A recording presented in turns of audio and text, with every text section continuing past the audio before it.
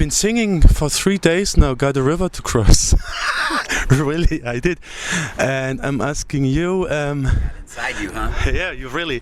And yeah, how big was the river you had to cross? Because it lasted 15 years since Flower of Disease to have the new album out. Yeah. Well, I mean, there's been a lot of water under the bridge, that's for sure. But you know, it's good things come, when it's right. So it took a while, but finally we were able to pull everything back together and make a new record. I'm really happy about that. Yeah. And why did it last so long? Well, but just life gets in the way, especially the older you get, the harder it is, because you have commitments to work, and I'm a working man, and I have to take care of my wife, and that's my main thing in life, and so that comes first, and then music comes second, and I think with everybody else it's the same. Greg, we have 2 Gregs, the Gregs, so the Gregs both have children and wives and families are raising, and and Greg's kid, Greg Rogers, the drummer, his kids are already teenagers now, so he's through a lot of the hard part in some ways. But Greg just had new babies, so there's a lot of stuff going on. Just life, man, just like everybody else. And you had a reunion in 2010 at Roadburn Festival? Yeah. Wouldn't have this.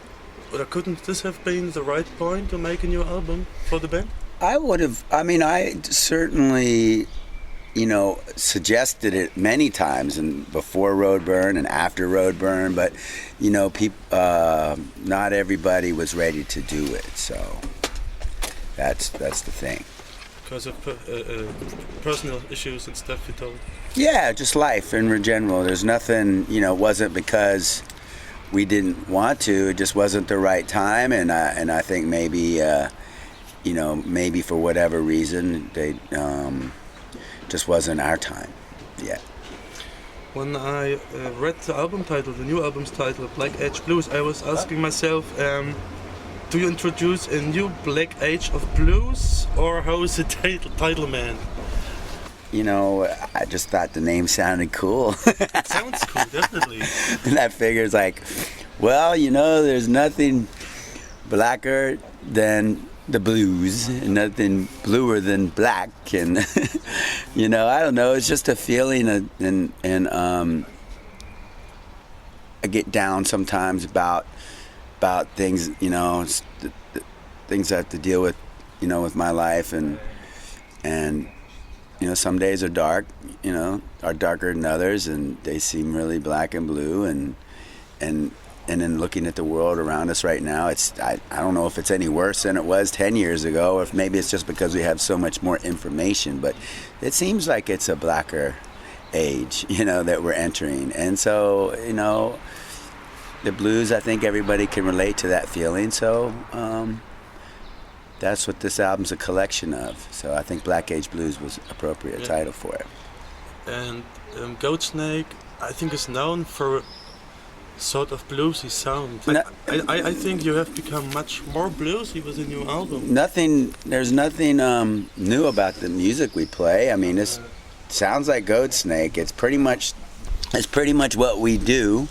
I think, one thing that happens, when you have a lot of time, I mean, I think everybody in the band is better musicians than we were then, because we all have other projects too. So we're all growing in different ways musically, and a lot of things happen to each of us in life, and what happens in life becomes part of our souls, and what's inside of us is what comes out, and that's what it is. That's what I realized when listening to the album. I think it's like you have put more layers of everything in it, especially those gospel trio you have involved, and even the guitars with 2 voices played and stuff. You have arranged much more than in the older songs, I guess. Would you agree? Yeah, and part of that is because we had we had more time that we focused on this record than in the past. A lot of times in the past, because I do a lot of traveling work in the music business, and so I'm not around a lot of times, and so in the previous records they were put together in different, like, well, we have a few weeks here, we do it here, so it's put together. So, but this time we had a much longer time to be able to focus on it. So we spent a lot more time. Yes. So I think it's inevitable. If you spend more time and focus on something, it's going to have more layers. Yeah. It's going to be deeper. It's going to be a deeper pool. Was it intentional to include those gospel trio? Definitely. It's something that I think it's something that we had always wanted to do. I've always, I've been playing music in many different bands, punk bands, rock bands, and I've always had other singers sing with me as I love singing with other singers, and I never had the opportunity to actually have three at once, so it was something that I'd always heard in my head. So, but finally this time we had the opportunity to do it. Our producer Nick Raskin-Lennox knew some people, and we were able to make it happen this time. Mm-hmm. But we always if you listen to Flower of Disease, Petra Hayden, who opens up this record. In the beginning, you'll hear her singing with the violin. She's one of the best singers I know. And so we've always had that as a part of us before, just never like a trio. Yeah. Taking your, in my opinion, grown vocals and this trio and stuff, I think the whole album, starting with the cover artwork, the church in front, and the prairie maybe, I don't know, and it's in the whole very gospel, very bluesy, very gospel. Is this, or is there a special story? I mean, it kind of happened naturally like that, but our music is very powerful to us, and that's why it's it is what it is. So it's just like I don't know. It's just that's how it just kind of came out, man. But it came out great, yes. But there's no strict theme line or something like this through the whole album. Well, I'm thinking of Slaves, really. When I'm listening, when I'm seeing it, I'm listening to the album. That's funny that you say that, because sometimes I feel like we're all rats in a cage and slaves to the system and all that shit. I mean, more so than ever. We're just, struggling to fucking get by and keep your job and keep your family together and keep your life moving forward and, try to keep paying the bills, so yeah, I feel like that a lot, which is, it's what I sing about.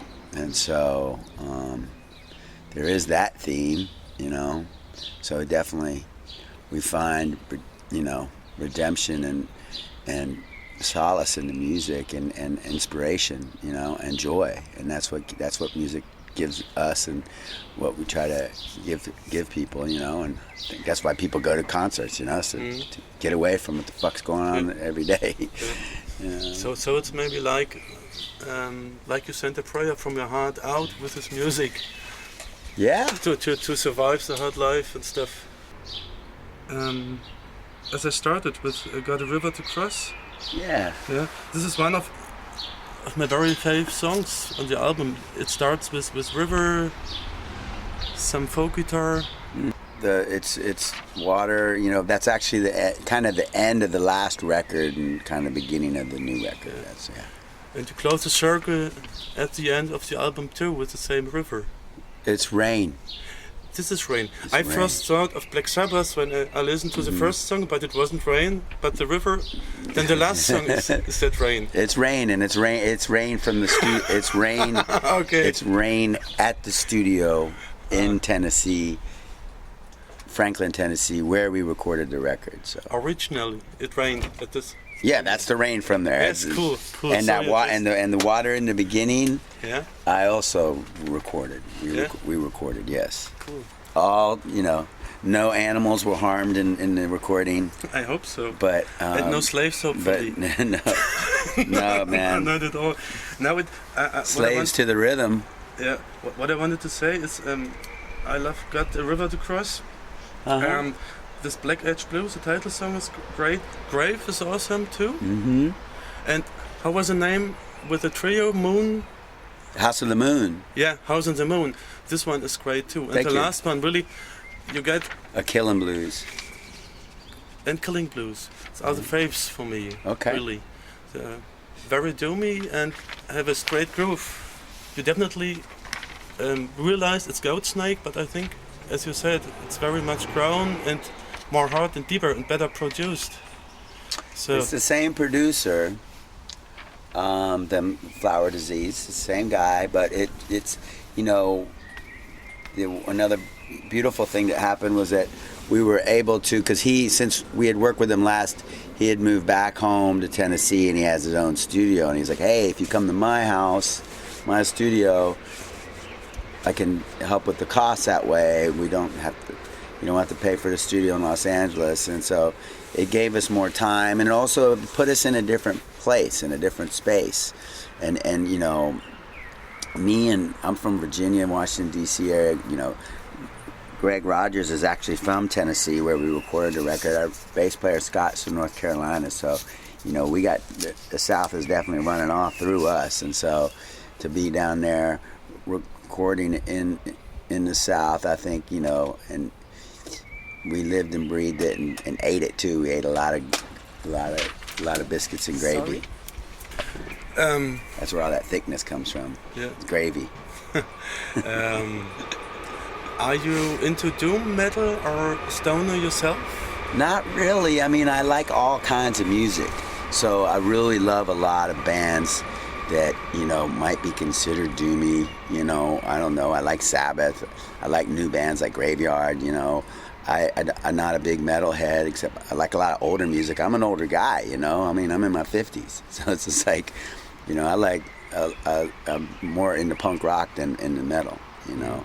But I just like good music. I like country music, classical music, rock and roll, everything. And as for newcomer bands, do you have the one or another band you like? Right now, there's some bands from California that I really like, where we're from. Some, you know, I usually like most of my friends' bands. You know, got one of those kind of guys. There's a band called the OCs, Ty Segall, and I like Nails, which is you know, some Southern Lord bands, Black Breath, you know. Yep. How many years will we have to wait for another Goatsnake album? Well, I'm not sure that there will be another one, but, you know, I don't know. We already have some new songs, and so I don't know. I really can't say. We have no plans to make another record, but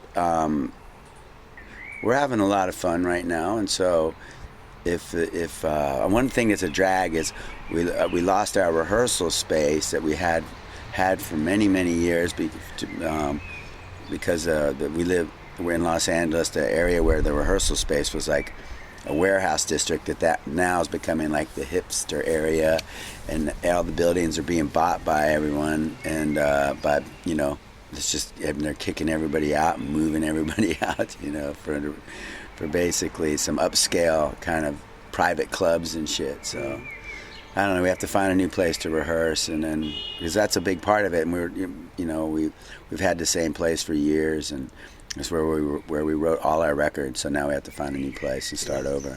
So you will keep on playing live at least? Oh yeah, I mean, we already are planning to play some shows in United States in September and October, and I think we're coming back here to play in October too, one or two shows, and then I don't know. We want to try to get to some places we've never been to, but, you know, like. I'm from Washington, D.C., Virginia. We've never played there, so I got to go back home. Yeah. So we are more than happy to have you here and to have this great album. And yeah, I hope you will enjoy it. Oh, yeah, man. I hope you do. We'll have some fun tonight, you know. That's what... We will. We are smiling all the time, Tev. Yeah, so that's great. I mean, I know our music is, you know, sometimes we're singing and it's about some pretty dark shit. But, you know, we're just kind of singing about life and what's going on around us and what, you know, and so, but, you know, through the power of the music and through the release and the energy of the music, it's, you know, it feels good, and I think we kind of deal with it and get through it, you know, and have a good time with it, you know.